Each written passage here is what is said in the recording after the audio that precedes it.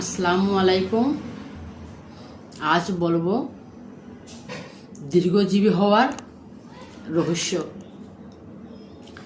জাপানিরা দীর্ঘায়ু লাভ করে, এটা ইতিহাস বিজড়িত।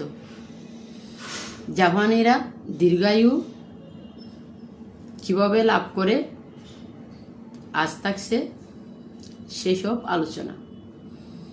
নাম্বার 1, জাপানিরা শাকসবজি বেশি খায় এবং সুষম খাদ্য গ্রহণ করে।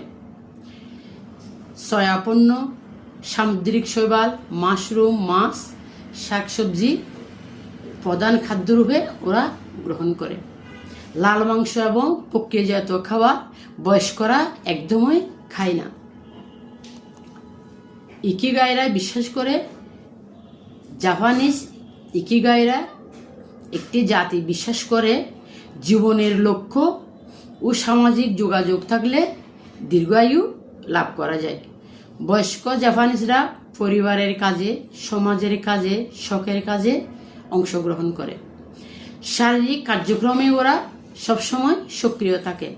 হাঁটাহাঁটি করে, বাগান করে, হালকা ব্যায়াম করে, গৃহকাজে সক্রিয় থাকে। রেডিও তাইসু নামে ব্যায়ামে অংশগ্রহণ করে।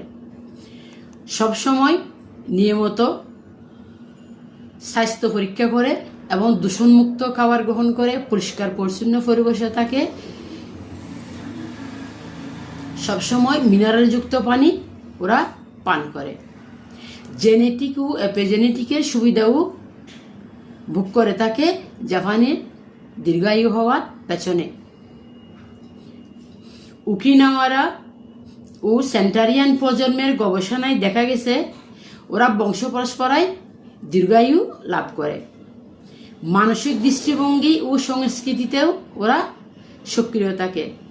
জাপানিজ ইকিগাই জাতি প্রচণ্ড বিশ্বাস করে বয়স্কদের মানসিক স্বাস্থ্য খুবই দরকার। তাই তারা বয়স্কদের মানসিক সান্ত্বনার জন্য শ্রদ্ধা এবং সম্মানের সাথে কথা বলে। এটা তাদের সামাজিক নীতির পর্যায়ে আলোচনা করে এবং মেনে চলে।